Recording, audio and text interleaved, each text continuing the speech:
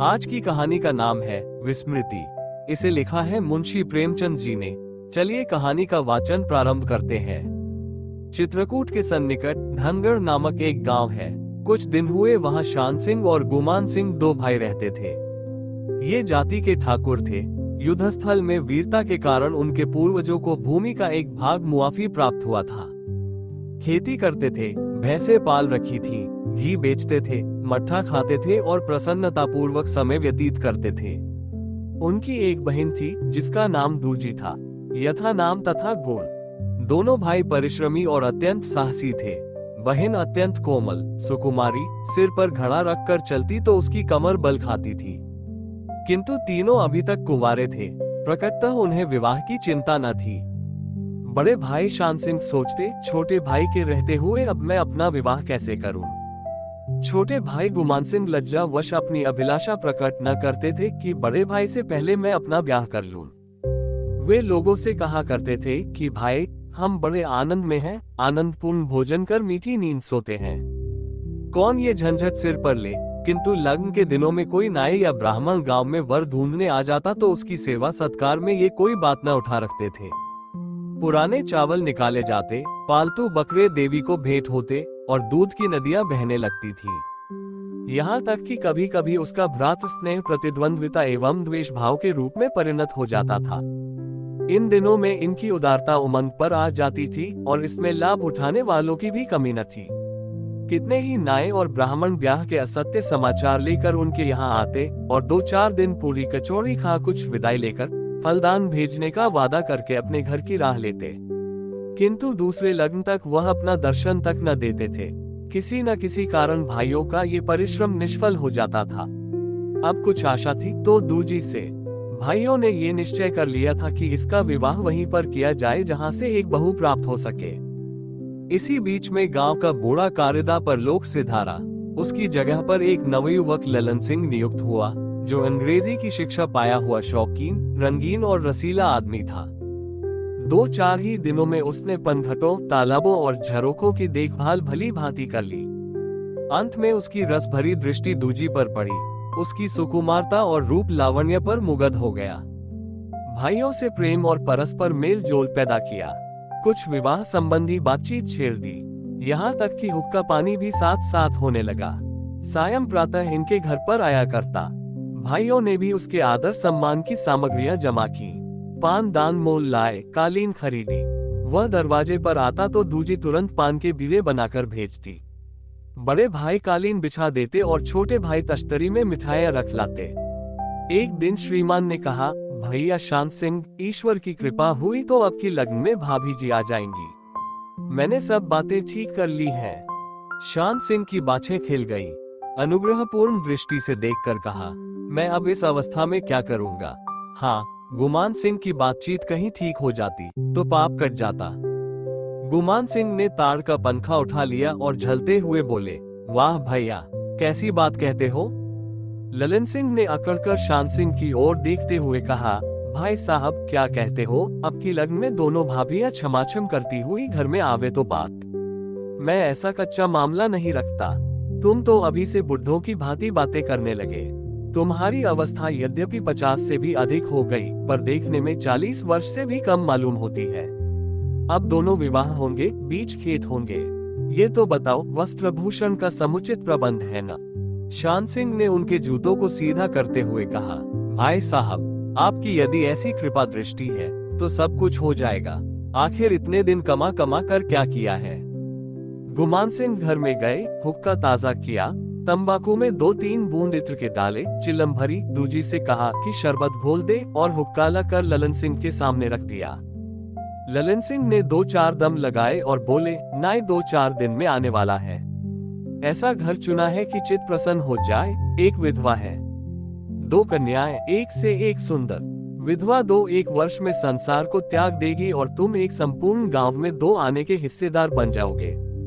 गांव वाले जो अभी हंसी करते हैं, पीछे जल जल मरेंगे। हाँ, भय इतना ही है कि कोई बुढ़िया के कान न भर देखी सारा बना बनाया खेल बिगड़ जाए। शान सिंह के चेहरे पर हवाइयां उड़ने लगी। गुमान सिंह की मुखकांति मलिन हो गई। कुछ देर बाद शान सिंह बोले, अब तो आपकी ही आशा है, आपकी जैसी राय हो किया जाए। जब कोई पुरुष हमारे साथ अकारण मित्रता का व्यवहार करने लगे तो हमको सोचना चाहिए कि इसमें उसका कोई स्वार्थ तो नहीं छिपा है। यदि हम अपने सीधेपन से इस भ्रम में पड़ जाएं कि कोई मनुष्य हमको केवल अनुग्रहित करने के लिए हमारी सहायता करने पर तत्पर है, तो हमें धोखा खाना पड़ेगा। किंतु अपने स्वार्थ की धुन में ये मोटी मोटी बातें भी हमारी निगाहों से छिप जाती हैं, और छल अपने रंगे हुए भेष में आकर हमको सर्वदा के लिए परस्पर व्यवहार का उपदेश देता है। शान सिंह और गुमान सिंह ने विचार से कुछ भी काम न लिया और ललन सिंह के फंदे नित्य प्रति गाढ़े होते गए। मित्रता ने यहाँ तक पांव पसारे कि भाइयों की अनुपस्थिति में भी वह बेधड़क घर में घुस जाते और आंगन में खड़े होकर छोटी बहन से पान हुक्का मांगते। दूजी उन्हें देखते ही अति प्रसन्नता से पान बनाती, फिर आंखें मिलती, एक प्रेमाकांक्षा से बेचैन, दूसरी लज्जा वश से कुची हुई। फिर मुस्कुराहट की झलक होठों पर आती, चितवनों की शीतलता कलियों को खिला देती, हृदय नेत्रों द्वारा बातें कर लेते। इस प्रकार प्रेमलिप्सा बढ़ती गई। उस नेत्रलिंगन में जो मनोभावों का बाह्य रूप था, उद्विग्नता और विकलता की दशा उत्पन्न हुई। वह दूजी, जिसे कभी मनिहारे और बिसाती की रुचिकर ध्वनि भी चौखट से बाहर न निकाल सकती थी, अब एक प्रेम विह्वलता की दशा में प्रतीक्षा की मूर्ति बनी हुई घंटों दरवाजे पर खड़ी रहती। उन दोहे और गीतों में जिन्हें वह कभी विनोदार्थ गाया करती थी, अब उसे विशेष अनुराग और विरह वेदना का अनुभव होता। तात्पर्य ये कि प्रेम का रंग गाढ़ा हो गया। धीरे धीरे गांव में चर्चा होने लगी। घास और कास स्वयं उगते हैं, उखाड़ने से भी नहीं जाते। अच्छे पौधे बड़ी देख रेख से उगते हैं। इसी प्रकार बुरे समाचार स्वयं फैलते हैं, छिपाने से भी नहीं छिपते। पनघटों और तालाबों के किनारे इस विषय पर कानाफूसी होने लगी। गांव की बन्याइन जो अपनी तराजू पर हृदयों को तोलती थी, और ग्वालिन जो जल में प्रेम का रंग देकर दूध का दाम लेती थी, और तंबोलिन जो पान के बीड़ों से दिलों पर रंग जमाती थी, बैठकर दूजी की लोलुपता और निर्लजता का राग अलापने लगी। बेचारी दूजी को घर से निकलना दुर्लभ हो गया। सखी सहेलियां एवं बड़ी बूढ़ियां सभी उसको ताने मारती। सखी सहेलियां हंसी से छेड़ती और वृद्धा स्त्रियां हृदय विदारक व्यंग्यों से। मर्दों तक बातें फैली। ठाकुरों का गांव था, उनकी क्रोधाग्नि भड़की। आपस में सम्मति हुई कि ललन सिंह को इस दुष्टता का दंड देना उचित है। दोनों भाइयों को बुलाया और बोले, भैया, क्या अपनी मर्यादा का नाश करके विवाह करोगे? दोनों भाई चौंक पड़े। उन्हें विवाह की उमंग में ये सुधी ही नहीं थी कि घर में क्या हो रहा है। शान सिंह ने कहा, तुम्हारी बात मेरी समझ में नहीं आई, साफ साफ क्यों नहीं कहते? एक ठाकुर ने जवाब दिया, साफ साफ क्या कहलाते हो? इस शोहदे ललन सिंह का अपने यहाँ आना जाना बंद कर दो। तुम तो अपनी आंखों पर पट्टी बांधे ही हो, पर उसकी जान की कुशल नहीं। हमने अभी तक इसीलिए तरह दिया है कि कदाचित तुम्हारी आंखें खुले, किंतु ज्ञात होता है कि तुम्हारे ऊपर उसने मुर्दे का भस्म डाल दिया है। ब्याह क्या अपनी आबरू बेचकर करोगे? तुम लोग खेत में रहते हो और हम लोग अपनी आंखों से देखते हैं कि वह शोहदा अपना बनाव सवार किए आता है और तुम्हारे घर में घंटों घुसा रहता है। तुम उसे अपना भाई समझते हो तो समझा करो। हम तो ऐसे भाई का गला काट ले जो विश्वासघात करे। भाइयों के नेत्र पट खुले। दूजी के ज्वर के संबंध में जो ज्वर का संदेह था, वह प्रेम का ज्वर निकला। रुधिर में उबाल आया, नेत्रों में चिनगारियां उड़ी, तेवर बदले। दोनों भाइयों ने एक दूसरे की ओर क्रोधमय दृष्टि से देखा। मनोगत भाव जिह्वा तक न आ सके। अपने घर आए, किंतु दर पर पांव रखा ही था कि ललन सिंह से मुठभेड़ हो गई। ललन सिंह ने हंसकर कहा, वाह भैया वाह, हम तुम्हारी खोज में बार बार आते हैं, किंतु तुम्हारे दर्शन तक नहीं मिलते। मैंने समझा आखिर रात्रि में तो कुछ काम न होगा, किंतु देखता हूँ आपको इस समय भी छुट्टी नहीं है। शान सिंह ने हृदय के भीतर क्रोधाग्नि को दबाकर कहा, हाँ, इस समय वास्तव में छुट्टी नहीं है। ललन सिंह, आखिर क्या काम है? मैं भी सुनूं। शान सिंह, बहुत बड़ा काम है, आपसे छिपा न रहेगा। ललन सिंह, कुछ वस्त्रभूषण का भी प्रबंध कर रहे हो? अब लग्न सिर पर आ गया है। शान सिंह, अब बड़ा लग्न सिर पर आ पहुंचा है, पहले इसका प्रबंध करना है। ललन सिंह, क्या किसी से थक गई? शान सिंह, भली भांति। ललन सिंह, किससे? शान सिंह, इस समय जाए, प्रातःकाल बतलाऊंगा। दूजी भी ललन सिंह के साथ दरवाजे की चौखट तक आई थी। भाइयों की आहट पाते ही ठिठक गई और यह बातें सुनी। उसका माथा ठनका कि आज ये क्या मामला है। ललन सिंह का कुछ आदर सत्कार नहीं हुआ, न हुक्का न पान। क्या भाइयों के कानों में कुछ भनक तो नहीं पड़ी? किसी ने कुछ लगा तो नहीं दिया? यदि ऐसा हुआ तो कुशल नहीं। इसी उधेड़बुन में पड़ी थी कि भाइयों ने भोजन परोसने की आज्ञा दी। जब वह भोजन करने बैठे तो दूजी ने अपनी निर्दोषिता और पवित्रता प्रकट करने के लिए एवं अपने भाइयों के दिल का भेद लेने के लिए कुछ कहना चाहा। प्रिया चरित्र में अभी निपुण न थी। बोली, भैया ललन सिंह से कह दो घर में न आया करें। आप घर में रहिए तो कोई बात नहीं, किंतु कभी कभी आप नहीं रहते तो मुझे अत्यंत लज्जा आती है। आज ही वह आपको पूछते हुए चले आए, अब मैं उनसे क्या कहूँ? आपको नहीं देखा तो लौट गए। शान सिंह ने बहन की तरफ ताने भरे नेत्रों से देखकर कहा, अब वह घर में न आएंगे। गुमान सिंह बोले, हम इसी समय जाकर उन्हें समझा देंगे। भाइयों ने भोजन कर लिया। दूजी को पुनः कुछ कहने का साहस न हुआ। उसे उनके तेवर आज कुछ बदले हुए मालूम होते थे। भोजनोपरांत दोनों भाई दीपक लेकर भंडारे की कोठरी में गए। अनावश्यक बर्तन, पुराने सामान, पुरखों के समय के अस्त्र शस्त्र आदि इसी कोठरी में रखे थे। गांव में जब कोई बकरा देवी जी को भेज दिया जाता तो ये कोठरी खुलती थी। आज तो कोई ऐसी बात नहीं है। इतनी रात गए ये कोठरी क्यों खोली जाती है? दूजी को किसी भावी दुर्घटना का संदेह हुआ। वो दबे पांव दरवाजे पर गई तो देखती क्या है कि गुमान सिंह एक भुजली लिए पत्थर पर रगड़ रहा है। उसका कलेजा धक धक करने लगा और पांव थर्राने लगे। वो उल्टे पांव लौटना चाहती थी कि शान सिंह की आवाज सुनाई दी, इसी समय एक घड़ी में चलना ठीक है। पहली नींद बड़ी गहरी होती है, बेधड़क सोता होगा। गुमान सिंह बोले, अच्छी बात है, देखो भुजली की धार, एक हाथ में काम तमाम हो जाएगा। दूजी को ऐसा ज्ञात हुआ मानो किसी ने पहाड़ पर से धकेल दिया। सारी बातें उसकी समझ में आ गई। वो भय की दशा में घर से निकली और ललन सिंह के चौपाल की ओर चली। किंतु वो अंधेरी रात प्रेम की घाटी थी और वह रास्ता प्रेम का कठिन मार्ग। वो इस सुनसान अंधेरी रात में चौकन्ने नेत्रों से इधर उधर देखती, विह्वलता की दशा में शीघ्रतापूर्वक चली जाती थी।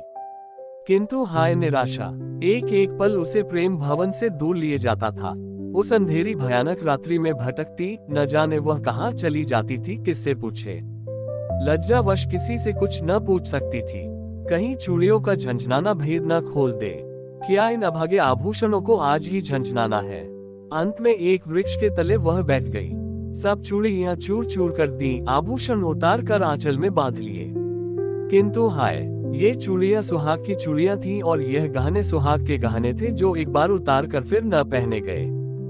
उसी वृक्ष के नीचे पसविनी नदी पत्थर के टुकड़ों से टकराती हुई बहती थी। यहाँ नौकाओं का निर्वाह दुस्तर था। दूजी बैठी हुई सोचती, क्या मेरे जीवन की नदी में प्रेम की नौक दुख की शिलाओं से टक्कर खाकर डूब जाएगी? प्रातःकाल ग्रामवासियों ने आश्चर्यपूर्वक सुना कि ठाकुर ललन सिंह की किसी ने हत्या कर डाली। सारे गांव के स्त्री पुरुष वृद्ध युवा सहस्त्रों की संख्या में चौपाल के सामने जमा हो गए। स्त्रियां पनघटों को जाती हुई रुक गईं। किसान हल बैल लिए ज्यों के त्यों खड़े रह गए। किसी की समझ में न आता था कि यह हत्या किसने की। कैसा मिलनसार, हंसमुख, सज्जन मनुष्य था। उनका कौन ऐसा शत्रु था? बेचारे ने किसी पर इजाफा लगान या बेदखली की नालिश तक नहीं की। किसी को दो बात तक नहीं कही। दोनों भाइयों के नेत्रों से आंसू की धारा बहती थी। उनका घर उजड़ गया। सारी आशाओं पर तुषारपात हो गया। गुमान सिंह ने रोकर कहा, हम 3 भाई थे, अब 2 ही रह गए। हमसे तो दांत काटी रोटी थी। साथ उठना, हंसी दिल लगी, भोजन छाजन एक हो गया था। हत्यारे से इतना भी नहीं देखा गया। हाय, अब हमको कौन सहारा देगा? शान सिंह ने आंसू पोंछते हुए कहा, हम दोनों भाई कपास निराने जा रहे थे। ललन सिंह से कई दिन से भेंट नहीं हुई थी। सोचे कि इधर से होते चले, किंतु पिछवाड़े आते ही सेंध दिखाई पड़ी। हाथों के तोते उड़ गए। दरवाजे पर जाकर देखा तो चौकीदार सिपाही सब सो रहे हैं। उन्हें जगाकर ललन सिंह के किवाड़ खटखटाने लगे, परंतु बहुत बल करने पर भी किवाड़ अंदर से न खुले तो सेंध के रास्ते से झांका। आह, कलेजे में तीर लग गया। संसार अंधेरा दिखाई दिया। प्यारे ललन सिंह का सिर धड़ से अलग था। रक्त की नदी बह रही थी। शोक, भैया सदा के लिए बिछुड़ गए। मध्याह्न काल तक इसी प्रकार विलाप होता रहा। दरवाजे पर मेला लगा हुआ था। दूर दूर से लोग इस दुर्घटना का समाचार पाकर इकट्ठे होते जाते थे। संध्या होते होते हल्के के दारोगा साहब भी चौकीदार और सिपाहियों का एक झुंड लिए आ पहुंचे। कड़ाही चढ़ गई, पूरियां छनने लगी। दारोगा जी ने जांच करनी शुरू की। घटनास्थल देखा, चौकीदारों का बयान हुआ, दोनों भाइयों के बयान लिखे। आसपास के पासी और चमार पकड़े गए और उन पर मार पड़ने लगी। ललन सिंह की लाश लेकर थाने पर गए। हत्यारे का पता न चला। दूसरे दिन इंस्पेक्टर पुलिस का आगमन हुआ। उन्होंने भी गांव का चक्कर लगाया। चमारों और पासियों की मरम्मत हुई। हलवा मोहन, गोश्त पूरी के स्वाद लेकर सायंकाल को उन्होंने भी अपनी राह ली। कुछ पासियों पर, जो कि कई बार डाके चोरी में पकड़े जा चुके थे, संदेह हुआ। उनका चालान किया। मजिस्ट्रेट ने गवाही पुष्ट पाकर अपराधियों को सेशन सुपुर्द किया और मुकदमे की पेशी होने लगी। मध्याह्न का समय था। आकाश पर मेघ छाए हुए थे, कुछ बूंदें भी पड़ रही थी। सेशन जज कुंवर विनय कृष्ण बघेल के इजलास में मुकदमा पेश था। कुंवर साहब बड़े सोच विचार में थे कि क्या करूं। अभियुक्तों के विरुद्ध साक्षी निर्बल थी, किंतु सरकारी वकील, जो एक प्रसिद्ध नीतिज्ञ थे, नजीरों पर नजीर पेश करते जाते थे कि अचानक दूजी श्वेत साड़ी पहने, घूंघट निकाले हुए निर्भय न्यायालय में आ पहुंची और हाथ जोड़कर बोली, श्रीमान, मैं शान सिंह और गुमान सिंह की बहन हूँ। इस मामले में जो कुछ जानती हूँ वह मुझसे भी सुन लिया जाए, इसके बाद सरकार जो फैसला चाहे करे। कुंवर साहब ने आश्चर्य से दूजी की तरफ दृष्टि फेरी। शान सिंह और गुमान सिंह के शरीर में कांटो तो रक्त नहीं। वकीलों ने आश्चर्य की दृष्टि से उसकी ओर देखना शुरू किया। दूजी के चेहरे पर दृढ़ता झलक रही थी। भय का लेशमात्र न था। नदी आंधी के पश्चात स्थिर दशा में थी। उसने उसी प्रवाह में कहना प्रारंभ किया, ठाकुर ललन सिंह की हत्या करने वाले मेरे दोनों भाई हैं। कुंवर साहब के नेत्रों के सामने से पर्दा हट गया। सारी कचहरी दंग हो गई और सब टकटकी बांधे दूजी की तरफ देखने लगे। दूजी बोली, यह वो भुजली है जो ललन सिंह की गर्दन पर फेरी गई है। अभी इसका खून ताजा है। मैंने अपनी आंखों से भाइयों को इसे पत्थर पर रगड़ते देखा, उनकी बातें सुनी। मैं उसी समय घर से बाहर निकली कि ललन सिंह को सावधान कर दूं, किंतु मेरा भाग्य खोटा था। चौपाल का पता न लगा। मेरे दोनों भाई सामने खड़े हैं। वह मर्द है, मेरे सामने असत्य कदापि न कहेंगे। इनसे पूछ लिया जाए, और सच पूछिए तो ये छुरी मैंने चलाई है। मेरे भाइयों का अपराध नहीं है। ये सब मेरे भाग्य का खेल है। ये सब मेरे कारण हुआ और न्याय की तलवार मेरी ही गर्दन पर पड़नी चाहिए। मैं ही अपराधिनी हूँ और हाथ जोड़कर कहती हूँ कि इस भुजाली से मेरी गर्दन काट ली जाए। न्यायालय में एक स्त्री का आना बाजार में भांति का आना है। अब तक अभियोग नीरस और अरुचिकर था। दूजी के आगमन ने उसमें प्राण डाल दिए। न्यायालय में एक भीड़ लग गई। मुवक्किल और वकील, अमले और दुकानदार असावधानी की दशा में इधर उधर दौड़ते हुए चले आते थे। प्रत्येक पुरुष उसको देखने का इच्छुक था। सहस्त्रों नेत्र उसके मुखड़े की तरफ देखते थे और वो जन समूह में शांति की मूर्ति बनी हुई निश्चल खड़ी थी। इस घटना की प्रत्येक पुरुष अपनी अपनी समझ के अनुसार आलोचना करता था। वृद्धजन कहते थे, बेहया है, ऐसी लड़की का सिर काट लेना चाहिए। भाइयों ने वही किया जो मर्दों का काम था। इस निर्लज को तो देखो कि अपना पर्दा ढांकने के बदले उसका डंका बजा रही है और भाइयों को भी डुबोए देती है। आंखों का पानी गिर गया है। ऐसी न होती तो ये दिन ही क्यों आता। मगर नवयुवकों, स्वतंत्रता पर जान न्यौछावर कर देने वाले वकीलों और अमलों में उसके साहस और निर्भयता की प्रशंसा हो रही थी। उनकी समझ में जब यहाँ तक नौबत आ गई थी तो भाइयों का धर्म था कि दोनों का ब्याह कर देते। कई वृद्ध वकीलों की अपने नवयुवक मित्रों से कुछ छेड़छाड़ हो गई। एक फैशनेबल बैरिस्टर साहब ने हंसकर कहा, मित्र, और तो जो कुछ है सो है। ये स्त्री सहस्त्रों में एक है, रानी मालूम होती है। सर्वसाधारण ने इनका समर्थन किया। कुंवर विनय कृष्ण इस समय कचहरी से उठे थे। बैरिस्टर साहब की बात सुनी और घृणा से मुंह फेर लिया। वह सोच रहे थे कि जिस स्त्री के क्रोध में इतनी ज्वाला है, क्या उसका प्रेम भी इसी प्रकार ज्वालापूर्ण होगा। दूसरे दिन फिर 10 बजे मुकदमा पेश हुआ। कमरे में तिल रखने की भी जगह न थी। दूजी कटघरे के पास सिर झुकाए खड़ी थी। दोनों भाई कई कांस्टेबलों के बीच में चुपचाप खड़े थे। कुंवर विनय कृष्ण ने उन्हें संबोधित करके उच्च स्वर से कहा, ठाकुर शान सिंह, गुमान सिंह, तुम्हारी बहन ने तुम्हारे संबंध में अदालत में जो कुछ बयान किया है, उसका तुम्हारे पास क्या उत्तर है? शान सिंह ने गर्वपूर्ण भाव से उत्तर दिया, बहन ने जो कुछ बयान किया है वह सब सत्य है। हमने अपना अपराध इसलिए छुपाया था कि हम बदनामी, बेइज्जती से डरते थे। किंतु अब जब हमारी बदनामी जो कुछ होनी थी हो चुकी, तो हमको अपनी सफाई देने की कोई आवश्यकता नहीं। ऐसे जीवन से अब मृत्यु ही उत्तम है। ललन सिंह से हमारी हार्दिक मित्रता थी। आपस में कोई विभेद न था। हम उसे अपना भाई समझते थे, किंतु उसने हमको धोखा दिया। उसने हमारे कुल में कलंक लगा दिया और हमने उसका बदला लिया।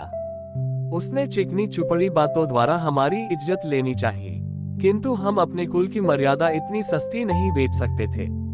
स्त्रियां ही कुल मर्यादा की संपत्ति होती हैं, मर्द उसके रक्षक होते हैं। जब इस संपत्ति पर कपट का हाथ उठे तो मर्दों का धर्म है कि रक्षा करे। इस पूंजी को अदालत का कानून, परमात्मा का भय या सद्विचार नहीं बचा सकता।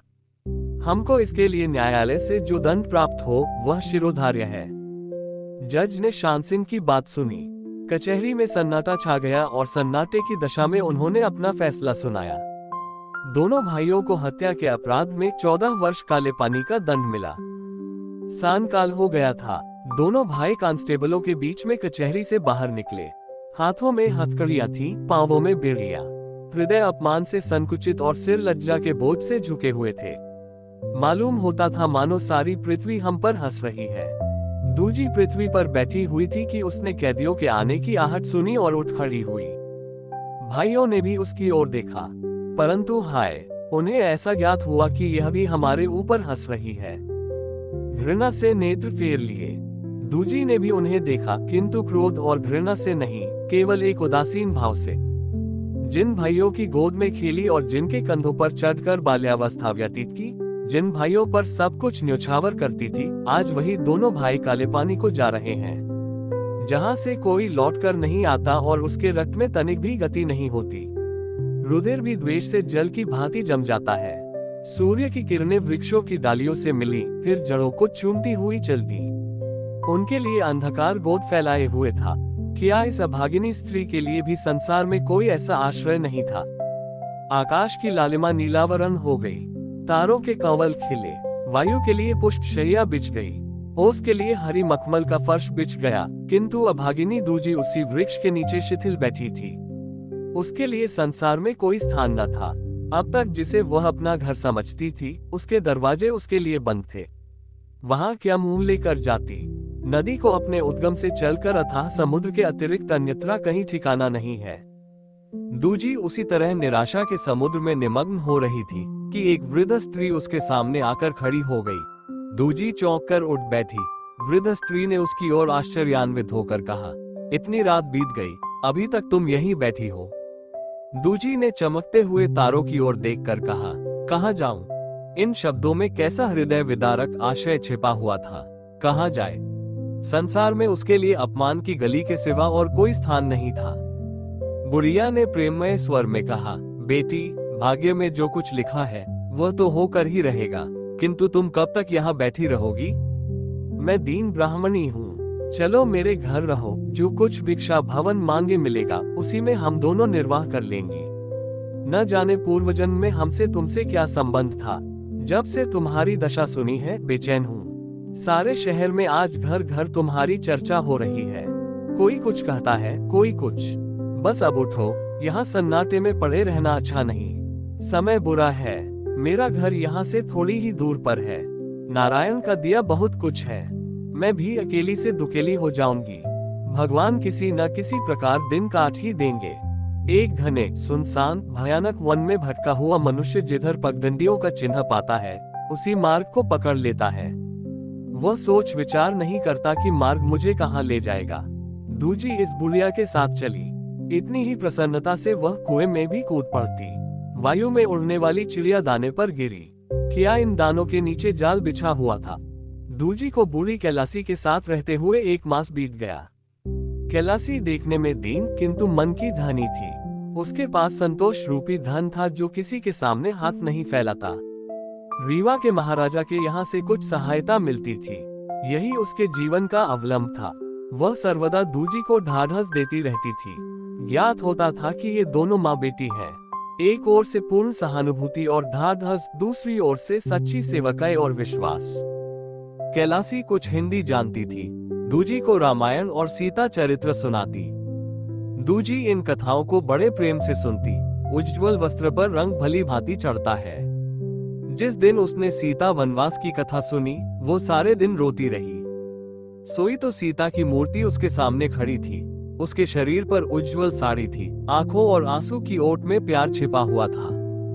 दूजी हाथ फैलाए हुए लड़कों की भांति उनकी तरफ दौड़ी। माता, मुझको भी साथ लेती चलो। मैं वन में तुम्हारी सेवा करूंगी, तुम्हारे लिए पुष्प शैया बिछाऊंगी, तुमको कमल के थालों में फलों का भोजन कराऊंगी। तुम वहां अकेली एक बुढ़े साधु के साथ कैसे रहोगी? मैं तुम्हारे चित्त को प्रसन्न रखूंगी।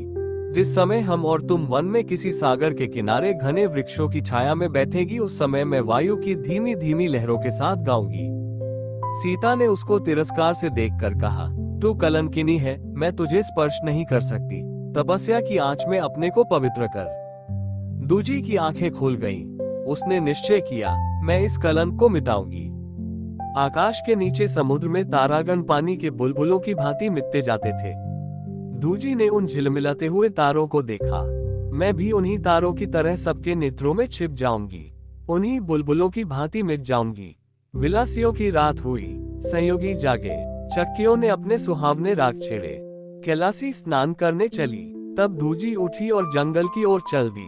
चिड़िया पंखहीन होने पर भी सुनहरे पिंजरे में न रह सकी। प्रकाश की धुंधली सी झलक में कितनी आशा, कितना बल, कितना आश्वासन है, यह उस मनुष्य से पूछो जिसे अंधेरे ने एक घने वन में घेर लिया है। प्रकाश की वह प्रभा उसके लड़खड़ाते हुए पैरों को शीघ्रगामी बना देती है, उसके शिथिल शरीर में जान डाल देती है। जहाँ एक एक पग रखना दुस्तर था, वहाँ इस जीवन प्रकाश को देखते हुए यह मीलों और कोसों तक प्रेम की उमंगों से उछलता हुआ चला जाता है। परंतु दूजी के लिए आशा की यह प्रभा कहाँ थी? वह भूखी प्यासी उन्माद की दशा में चली जाती थी। शहर पीछे छूटा, बाग और खेत आए। खेतों में हरियाली थी, वाटिकाओं में वसंत की छटा। मैदान और पर्वत मिले, मैदानों से बांसुरी की सुरीली ताने आती थी। पर्वतों के शिखर मोरों की झनकार से गूंज रहे थे। दिन चढ़ने लगा, सूर्य उसकी ओर आता हुआ दिखाई पड़ा। कुछ काल तक उसके साथ रहा, कदाचित रूठे को मनाता था, पुनः अपनी राह चला गया। वसंत ऋतु की शीतल, मन सुगंधित वायु चलने लगी। खेतों ने कोहरे की चादरें ओढ़ ली। रात हो गई और दूजी एक पर्वत के किनारे झाड़ियों से उलझती, चट्टानों से टकराती चली जाती थी, मानो किसी झील की मंद मंद लहरों में किनारे पर उगे हुए झाव के पौधों का साया थरथरा रहा हो। इस प्रकार अज्ञात की खोज में अकेली निर्भय वो गिरती पड़ती चली जाती थी, यहाँ तक कि भूख प्यास और अधिक श्रम के कारण उसकी शक्तियों ने जवाब दे दिया। वो एक शिला पर बैठ गई और भयभीत दृष्टि से इधर उधर देखने लगी। दाहिने बाएं घोर अंधकार था। उच्च पर्वत शिखाओं पर तारे जगमगा रहे थे। सामने एक टीला मार्ग रोके खड़ा था और समीप ही किसी जलधारा से दबी हुई साया साया की आवाज सुनाई देती थी। दूजी थक कर चूर हो गई थी, पर उसे नींद न आई। सर्दी से कलेजा कांप रहा था। वायु के निर्दयी झोंके लेश मात्र भी चैन न लेने देते थे। कभी कभी एक क्षण के लिए आंखें झपक जाती और फिर चौंक पड़ती। रात्रि ज्यों त्यों व्यतीत हुई। सबेरा हुआ। चट्टान से कुछ दूर एक घना पाकर का वृक्ष था, जिसकी जड़ें सूखे पत्थरों से चिमटकर यो रस खींचती थी, जैसे कोई महाजन दीन असामियों को बांधकर उनसे ब्याज के रुपये वसूल करता है। इस वृक्ष के सामने कई छोटी छोटी चट्टानों ने मिलकर एक कोठरी की आकृति बना रखी थी। दाहिनी ओर लगभग 200 गज की दूरी पर नीचे की ओर पसविनी नदी चट्टानों और पाषाण शिलाओं से उलझती, घूमती घामती बह रही थी, जैसे कोई दृढ़ प्रतिज्ञ मनुष्य बाधाओं का ध्यान न कर अपने इष्ट साधन के मार्ग पर बढ़ता चला जाता है। नदी के किनारे साधु प्रकृति वकुले चुपचाप मौन व्रत धारण किए हुए बैठे थे। संतोषी जल पक्षी पानी में तैर रहे थे। लोभी टिटहरियां नदी पर मदराती थीं और रह रहकर मछलियों की खोज में टूटती थीं। खिलाड़ी मैंने निशंक अपने परों को खुजला खुजला स्नान कर रहे थे और चतुर कौवे झुंड के झुंड भोजन संबंधी प्रश्न को हल कर रहे थे। एक वृक्ष के नीचे मोरों की सभा सुसज्जित थी और वृक्षों की शाखाओं पर कबूतर आनंद कर रहे थे। एक दूसरे वृक्ष पर महाशय काग एवं श्रीमान पंडित नीलकंठ जी घोर शास्त्रार्थ में प्रवृत्त थे। महाशय काग ने छेड़ने के लिए पंडित जी के निवास स्थान की ओर दृष्टि डाली थी। इस पर पंडित जी इतने क्रोधित हुए कि महाशय काग के पीछे पड़ गए। महाशय काग अपनी स्वाभाविक बुद्धिमत्ता को काम में लाकर सहज ही में भाग खड़े हुए। श्रीमान पंडित जी बुरा भला कहते हुए काग के पीछे पड़े। किसी भांति महाशय जी की सर्वज्ञता ने उनकी जान बचाई। थोड़ी देर में जंगली नीलगायों का एक झुंड आया। किसी ने पानी पिया, किसी ने सूंघ कर छोड़ दिया। 2-4 युवावस्था के मतवाले हिरन आपस में सींग मिलाने लगे। फिर एक काला हिरन अभिमान भरे नेत्रों से देखता एंड कर पग उठाता कुछ मृगननियों को साथ लिए नदी के किनारे आया। बच्चे थोड़ी दूर पर खेलते हुए चले आते थे। कुछ और हटकर एक वृक्ष के नीचे बंदरों ने अपने डेरे डाल रखे थे। बच्चे क्रीड़ा करते थे। पुरुषों में छेड़छाड़ हो रही थी। रमणीय सानंद बैठी हुई एक दूसरी के बालों से जुएं निकालती थी और उन्हें अपने मुंह में रखती जाती थी। दूजी एक चट्टान पर अर्धनिद्रा की दशा में बैठी हुई ये दृश्य देख रही थी। घाम के कारण निद्रा आ गई। नेत्रपट बंद हो गए। प्रकृति की इस रंगभूमि में दूजी ने अपने 14 वर्ष व्यतीत किए। वह प्रतिदिन प्रातःकाल इसी नदी के किनारे शिलाओं पर बैठी यही दृश्य देखती और लहरों की कारुणिक ध्वनि सुनती। उसी नदी की भांति उसके मन में लहरें उठती, जो कभी धैर्य और साहस के किनारों पर चढ़कर नेत्रों द्वारा बह निकलती। उसे मालूम होता कि वन के वृक्ष तथा जीव जंतु सब मेरी ओर व्यंग्यपूर्ण नेत्रों से देख रहे हैं।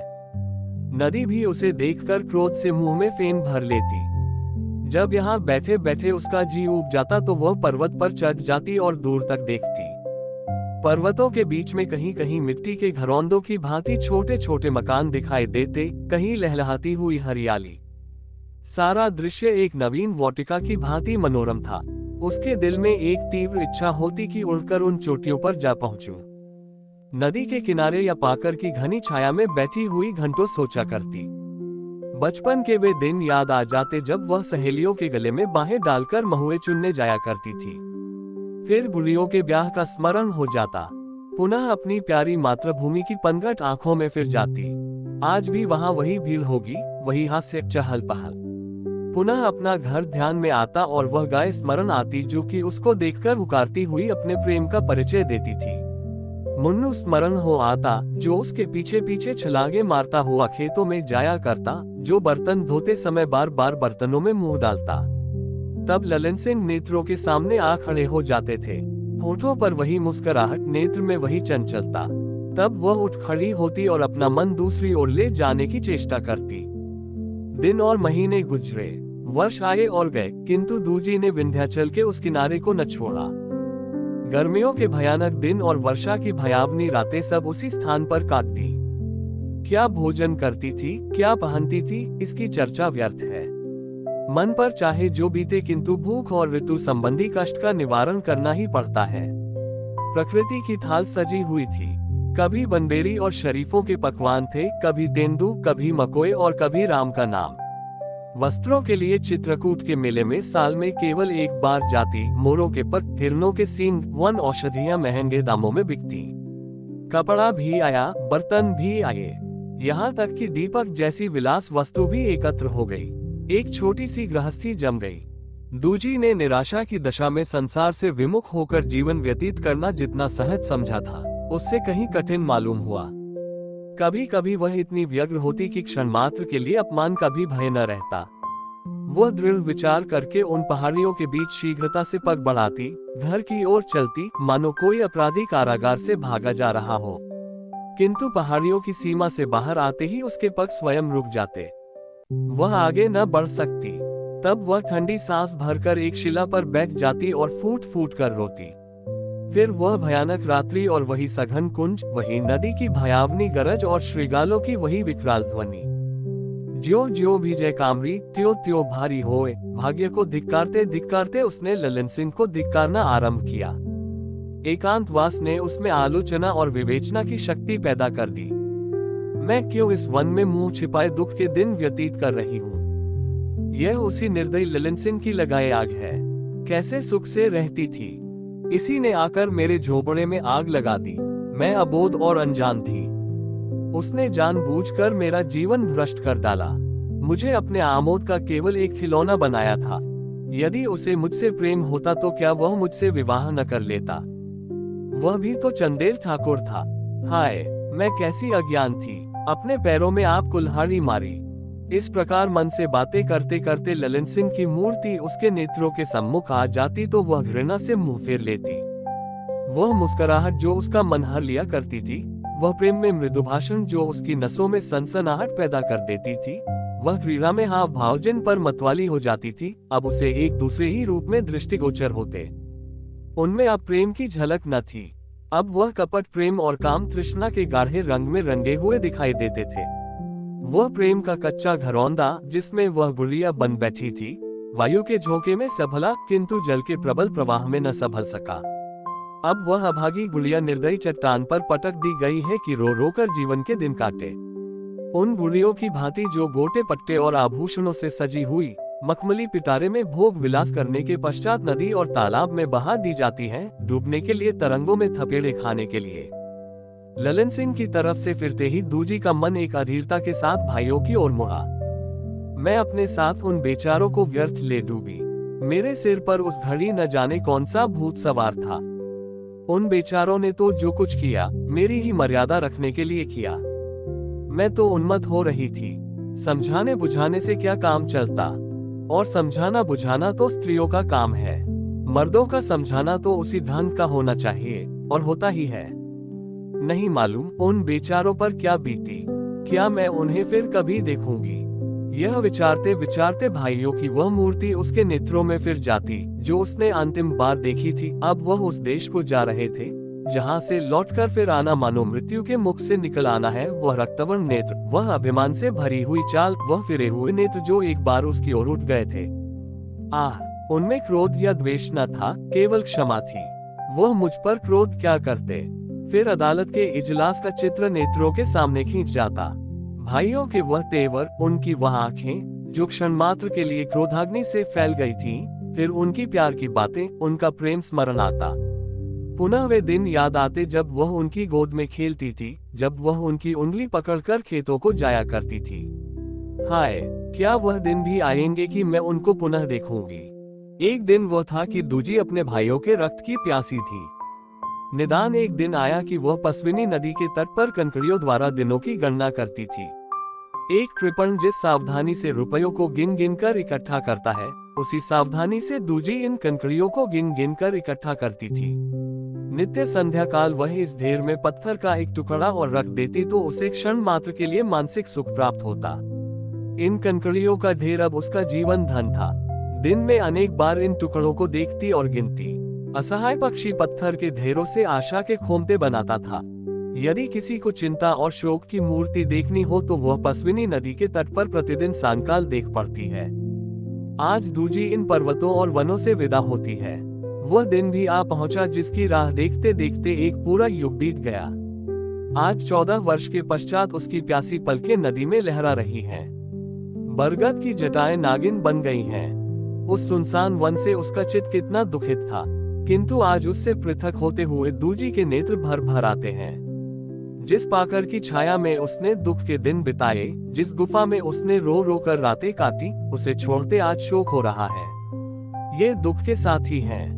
सूर्य की किरणें दूजी की आशाओं की भांति कोहरे की घटाओं को हटाती चली आती थी। उसने अपने दुख के मित्रों को अब पूर्ण नेत्रों से देखा। पुनः ढेरों के पास गई जो उसके 14 वर्ष की तपस्या के स्मारक चिन्ह थे। उन्हें एक एक कर चूमा, मानो वह देवी जी के चबूतरे हैं। तब वह रोती हुई चली जैसे लड़कियां ससुराल को चलती हैं। संध्या समय उसने शहर में प्रवेश किया और पता लगाते हुए कैलासी के घर आई। घर सूना पड़ा था। तब वह विनय कृष्ण बघेल का घर पूछते पूछते उनके बंगले पर आई। कुंवर महाशय टहल कर आए ही थे कि उसे खड़ी देखा। पास आए, उसके मुख पर घूंघट था। दूजी ने कहा, महाराज, मैं एक अनाथ दुखिया हूँ। कुंवर साहब ने आश्चर्य से पूछा, तुम दूजी हो? तुम इतने दिनों तक कहाँ रही? कुंवर साहब के प्रेम भाव ने घूंघट और बढ़ा दिया। इन्हें मेरा नाम स्मरण है, ये सोचकर दूजी का कलेजा धड़कने लगा। लज्जा से सिर नीचे झुक गया। लजाती हुई बोली, जिसका कोई हितू नहीं है उसका वन के सिवा अन्यत्र कहाँ ठिकाना है। मैं भी वनों में रही, पसविनी नदी के किनारे एक गुफा में पड़ी रही। कुंवर साहब विस्मित हो गए। 14 वर्ष और नदी के किनारे गुफा में, क्या कोई सन्यासी इससे अधिक त्याग कर सकता है? वो आश्चर्य से कुछ न बोल सके। दूजी उन्हें चुपचाप देखकर बोली, मैं कैलासी के घर से सीधे पर्वत में चली गई और वहीं इतने दिन व्यतीत किए। 14 वर्ष पूरे हो गए। जिन भाइयों की गर्दन पर छुरी चलाए उनके छूटने के दिन अब आए हैं। नारायण उन्हें अब कुशल पूर्वक लावे। मैं चाहती हूँ कि उनके दर्शन करूं और उनकी ओर से मेरे दिल में जो इच्छाएं हैं पूर्ण हो जाएं। कुंवर साहब बोले, तुम्हारा हिसाब बहुत ठीक है। मेरे पास आज कलकत्ते से सरकारी पत्र आया है कि दोनों भाई 14 तारीख को कलकत्ता पहुंचेंगे। उनके संबंधियों को सूचना दी जाए। यहाँ कदाचित 2-3 दिन में आ जाएंगे। मैं सोच ही रहा था कि सूचना किसे दूं। दूजी ने विनयपूर्वक कहा, मेरा जी चाहता है कि वे जहाज पर से उतरे तो मैं उनके पैरों पर माथा नवाऊं। उसके पश्चात मुझे संसार में कोई अभिलाषा न रहेगी। इसी लालसा ने मुझे इतने दिनों तक जिलाया है, नहीं तो मैं आपके सम्मुख कदापि न खड़ी होती। कुंवर विनय कृष्ण गंभीर स्वभाव के मनुष्य थे। दूजी के आंतरिक रहस्य उनके चित्त पर एक गहरा प्रभाव डालते जाते थे। जब सारी अदालत दूजी पर हंसती थी तब उन्हें उसके साथ सहानुभूति थी, और आज इसके वृतांत सुनकर वे इस ग्रामीण स्त्री के भक्त हो गए। बोले, यदि तुम्हारी यही इच्छा है तो मैं स्वयं तुम्हें कलकत्ता पहुंचा दूंगा। तुमने उनसे मिलने की जो रीति सोची है उससे उत्तम ध्यान में नहीं आ सकती। परंतु तुम खड़ी हो और मैं बैठा हूँ, यह अच्छा नहीं लगता दूजी। मैं बनावट नहीं करता। जिसमें इतना त्याग और संकल्प हो वो यदि पुरुष है तो देवता है, स्त्री है तो देवी है। जब मैंने तुम्हें पहले देखा उसी समय मैंने समझ लिया था कि तुम साधारण स्त्री नहीं हो। जब तुम कैलासी के घर से चली गई तो सब लोग कहते थे कि तुम जान पर खेल गई, परंतु मेरा मन कहता था कि तुम जीवित हो। नेत्रों से पृथक होकर भी तुम मेरे ध्यान से बाहर न हो सकी। मैंने वर्षों तुम्हारी खोज की, मगर तुम ऐसी खोह में जा छिपी थी कि तुम्हारा कुछ पता न चला। इन बातों में कितना अनुराग था। दूजी को रोमांच हो गया, हृदय बल्लियों उछलने लगा। उस समय उसका मन चाहता था कि इनके पैरों पर सिर रख दूं। कैलासी ने एक बार जो बात उससे कही थी वह बात उसे इस समय स्मरण आई। उसने भोलेपन से पूछा, क्या आप ही के कहने से कैलासी ने मुझे अपने घर में रख लिया था? कुंवर साहब लज्जित होकर बोले, मैं इसका उत्तर कुछ न दूंगा। रात को जब दूजी एक ब्राह्मणी के घर में नरम बिछावन पर लेटी हुई थी तो उसके मन की वह दशा हो रही थी जो आश्विन मास के आकाश की होती है। एक ओर चंद्र प्रकाश, दूसरी ओर घनी घटा और तीसरी ओर झिलमिलाते हुए तारे। प्रातःकाल का समय था। गंगा नामक स्टीमर बंगाल की खाड़ी में अभिमान से गर्दन उठाए समुद्र की लहरों को पैरों से कुचलता हुगली के बंदरगाह की ओर चला आता था। 150 से अधिक आदमी उसकी गोद में थे। अधिकतर व्यापारी थे, कुछ वैज्ञानिक तत्वों के अनुरागी, कुछ भ्रमण करने वाले और कुछ ऐसे हिंदुस्तानी मजदूर जिनको अपनी मातृभूमि आकर्षित कर रही थी।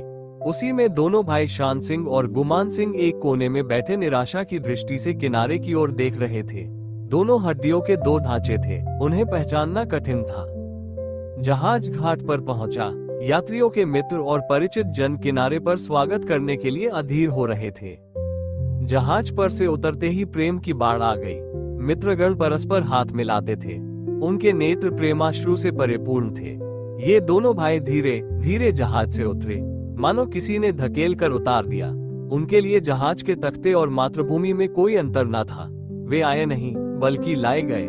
चिरकाल के कष्ट और शोक ने जीवन का ज्ञान भी शेष न छोड़ा था। साहस लेश मात्र भी न था। इच्छाओं का अंत हो चुका था। वो तट पर खड़े विस्मित दृष्टि से सामने देखते थे। कहाँ जाया? उनके लिए इस संसार क्षेत्र में कोई स्थान न दिखाई देता था। तब दूजी उस भीड़ में से निकलकर आती दिखाई दी। उसने भाइयों को खड़े देखा।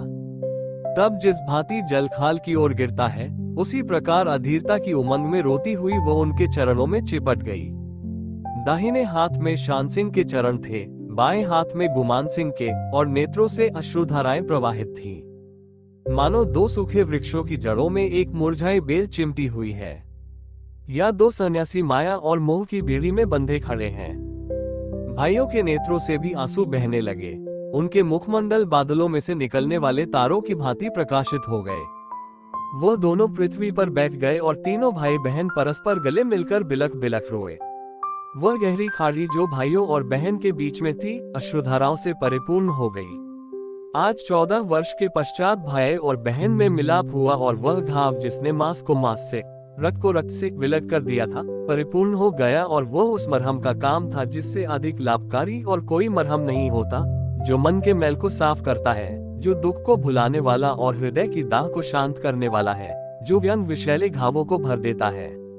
ये काल का मरहम है। दोनों भाई घर को लौटे। पट्टीदारों के स्वप्न भंग हो गए। हित मित्र इकट्ठे हुए। ब्रह्मभोज का दिन निश्चित हुआ। पूरियां पकने लगी। घी की सर्वश्रेष्ठ ब्राह्मणों के लिए, तेल की पासी चमारों के लिए, काले पानी का पाप इस घी के साथ भस्म हो गया। दूजी भी कलकत्ते से भाइयों के साथ चली, प्रयाग तक आई। कुंवर विनय कृष्ण भी उनके साथ थे। भाइयों से कुंवर साहब ने दूजी के संबंध में कुछ बातें की। उनकी भनक दूजी के कानों में पड़ी। प्रयाग में दोनों भाई बहन रुक गए कि त्रिवेणी में स्नान करते चले। कुंवर विनय कृष्ण अपने ध्यान में सब ठीक करके मन प्रसन्न करने वाली आशाओं का स्वप्न देखते हुए चले गए, किंतु फिर वहां से दूजी का पता न चला। मालूम नहीं क्या हुई, कहाँ चली गई। कदाचित गंगा जी ने उसे अपनी गोद में लेकर सदा के दुख से मुक्त कर दिया। भाई बहुत रोए पीटे, किंतु क्या करते। जिस स्थान पर दूजी ने अपने वनवास के 14 वर्ष व्यतीत किए थे, वहां दोनों भाई प्रतिवर्ष जाते हैं और उन पत्थरों के ढेरों से चिमट चिमट कर रोते हैं। कुंवर साहब ने भी पेंशन ले ली। अब चित्रकूट में रहते हैं। दार्शनिक विचारों के पुरुष थे। जिस प्रेम की खोज थी वह न मिला। एक बार कुछ आशा दिखाई दी थी, जो 14 वर्ष एक विचार के रूप में स्थित रही। एकाएक आशा की धुंधली झलक भी एक बार झिलमिलाते हुए दीपक की भांति हंसकर सदा के लिए अदृश्य हो गई। आज की कहानी समाप्त हुई। ऐसी ही स्टोरीज के लिए वीडियो को लाइक, शेयर और चैनल को सब्सक्राइब जरूर करें। धन्यवाद। जय हिंद।